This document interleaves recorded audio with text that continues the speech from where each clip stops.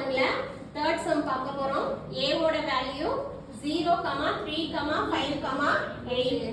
b ஓட value 2, 4, 6, 10. c ஓட value 12, 14, 18, 20. இப்போ என்ன பண்ண சொல்லிருக்காங்க நம்மளைய சரியா தவறா அப்படினு சொல்லி கண்டுபிடிக்க சொல்லிருக்காங்க. இப்போ 18 வந்து belongs to c. இப்ப c ஓட வேல்யூல நம்ம 18ங்கற எண் இருக்கான்னு பார்க்கணும். சரி இருந்தா அதுக்கு என்ன சொல்லணும்? சரி.